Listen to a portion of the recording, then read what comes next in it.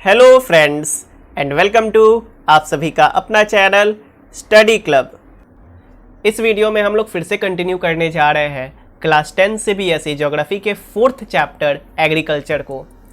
इस पार्ट से पहले मैंने इस चैप्टर के 5 पार्ट्स को ऑलरेडी इस चैनल पर डाल रखा है, तो आप उन 5 पार्ट्स को ज़रूर से देख लेना ताकि चीज़ें आपको बेहतर ढंग से क्लियर हो। साथ ही में ये पार्ट हमारा इस पूरे चैप्टर का फाइनल पार्ट है। इस पार्ट में हम लोग एग्रीकल्चर को पूरे तरीके से एंड कर देंगे। साथ ही में हमने हमारे वेबसाइट को लॉन्च कर दिया है www.studyclub07.com। ये हमारे वेबसाइट का हैंडल है। इस पर जाकर आप क्लास 10 के अलग अलग सब्जेक्ट्स के नोट्स एंड स्टडी मटेरियल्स को देख सकते हो, पढ़ सकते हो और डाउनलोड भी कर सकते हो। तो ज़रूर से हमारे वेबसाइट को विजिट करो अगर अभी तक नहीं किया है तो। इस वेबसाइट से आपको निश्चित ही मदद मिलेगी। हम फेसबुक और इंस्टाग्राम पर भी अवेलेबल हैं।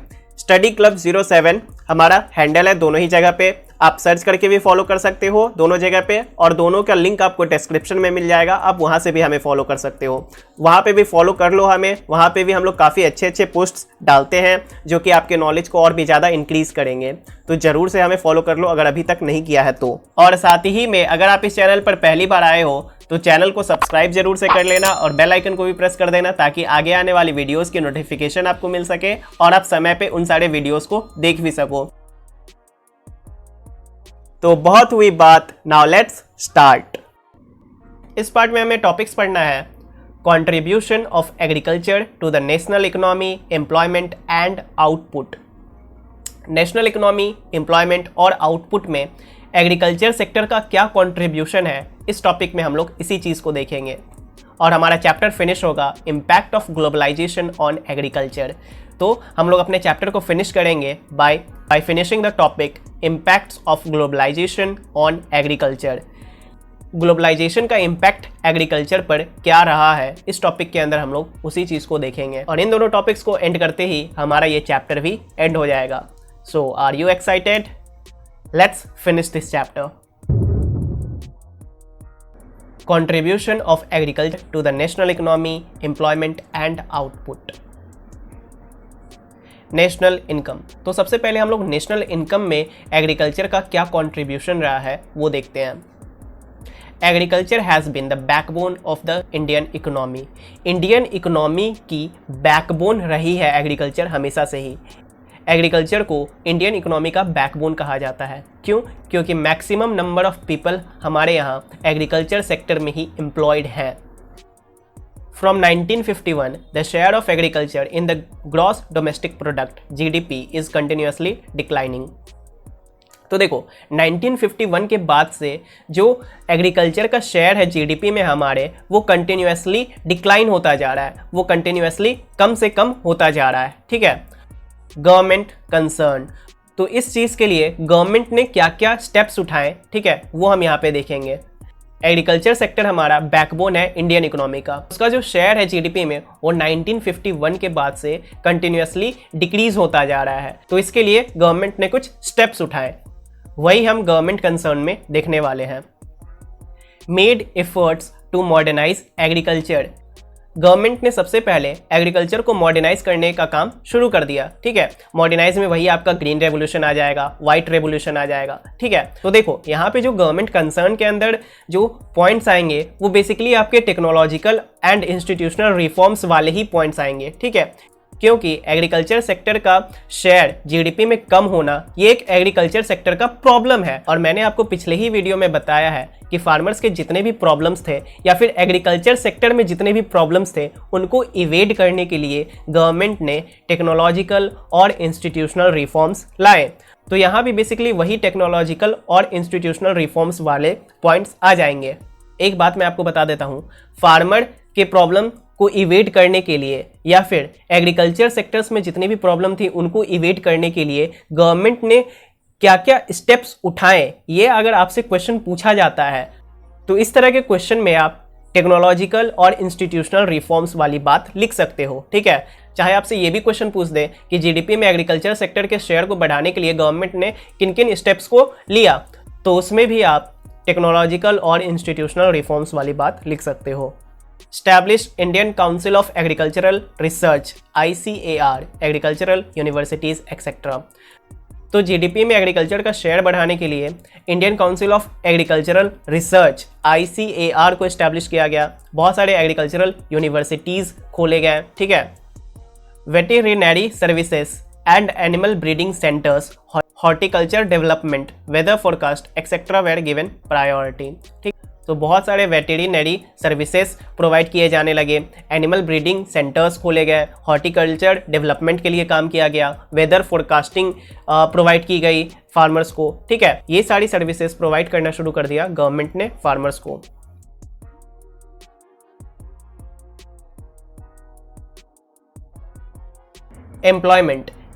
एम्प्लॉयमेंट में क्या कंट्रीब्यूशन था एग्रीकल्चर सेक्टर का, वो हम इसमें देखेंगे।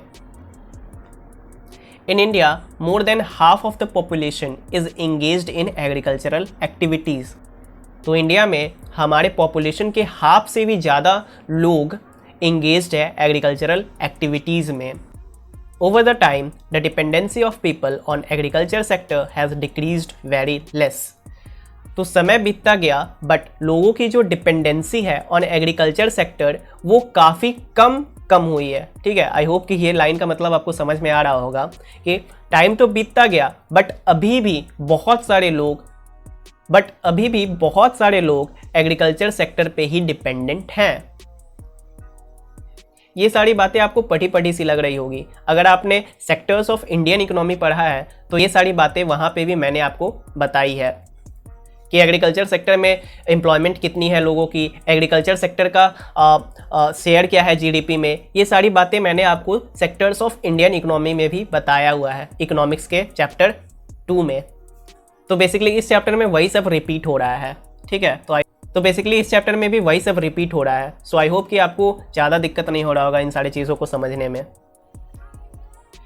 Though agriculture employs maximum people, but still its share in GDP is continuously decreasing. तो अभी ही हमने इस पॉइंट को समझा था कि एग्रीकल्चर सेक्टर में मैक्सिमम लोग एम्प्लॉयड तो हैं बट फिर भी इसका जो शेयर है जीडीपी में वो बहुत कम है और उसके ऊपर से भी वो कंटिन्यूसली डिक्रीज होता जा रहा है। तो ये काफ़ी ज़्यादा चिंता की बात है। अभी भी इतने सारे गवर्नमेंट के टेक्नोलॉजिकल और इंस्टीट्यूशनल रिफॉर्म्स लाने के बाद भी बहुत ज़्यादा अमाउंट ऑफ लोग डिपेंडेंट हैं और एम्प्लॉयड भी हैं बट फिर भी जो शेयर है एग्रीकल्चर का जीडीपी में वो काफ़ी कम है और जो है वो भी कंटिन्यूसली डिक्रीज होता जा रहा है।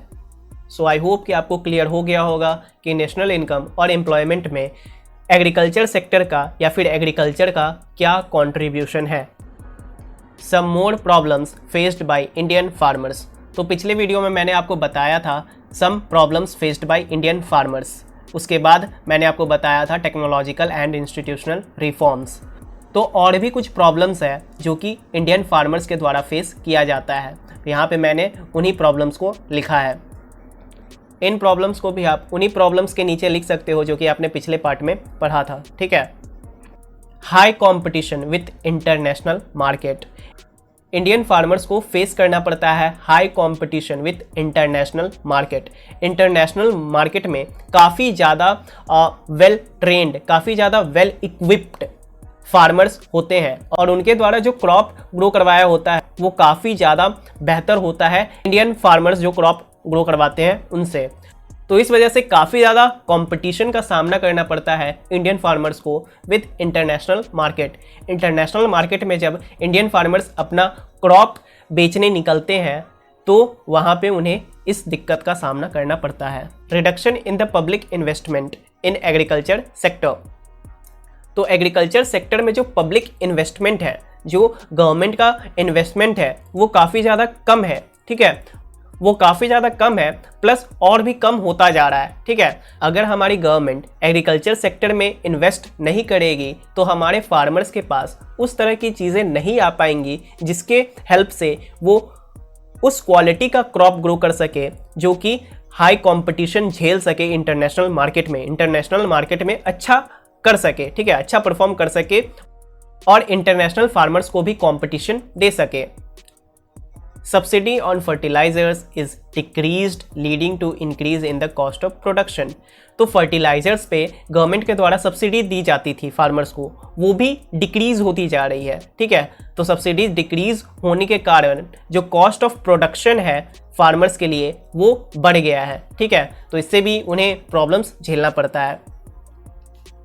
Reduction in import duties on agricultural product, तो एग्रीकल्चरल प्रोडक्ट की जो इंपोर्ट होती है, जो बाहर से एग्रीकल्चरल प्रोडक्ट आता है, उस पे जो ड्यूटीज़ लगते हैं, जो टैक्स लगता है, वो भी रिड्यूस हो गया है। Import duty, import tax reduce हो जाने के कारण ज़्यादा से ज़्यादा बाहर के एग्रीकल्चरल प्रोडक्ट इंडिया में इंपोर्ट होंगे और वो मार्केट में ज़्यादा बिकेंगे रैदर देन हमारे लोकल इंडियन फार्मर के एग्रीकल्चरल प्रोडक्ट।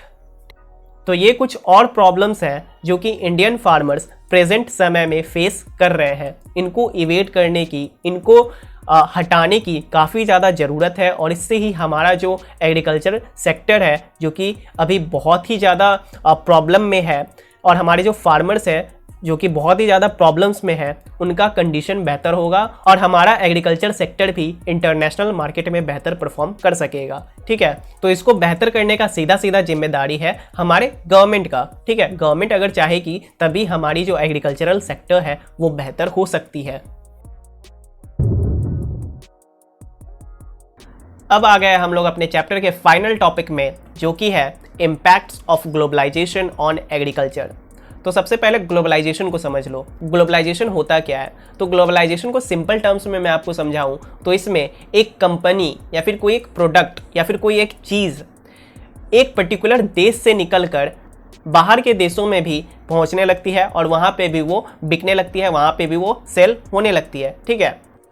और साथ ही में ग्लोबलाइजेशन कोई एक न्यू टर्म नहीं है। ऐसा नहीं कि ग्लोबलाइजेशन ये 4 साल 5 साल या फिर 10 साल पहले हुआ है। ग्लोबलाइजेशन ब्रिटिश के समय से बहुत पहले से ही एग्जिस्ट कर रही है, ठीक है। तो अब हम लोग देखते हैं कि ग्लोबलाइजेशन का इम्पैक्ट क्या पड़ा हमारे एग्रीकल्चर पे या फिर हमारे एग्रीकल्चर सेक्टर पे।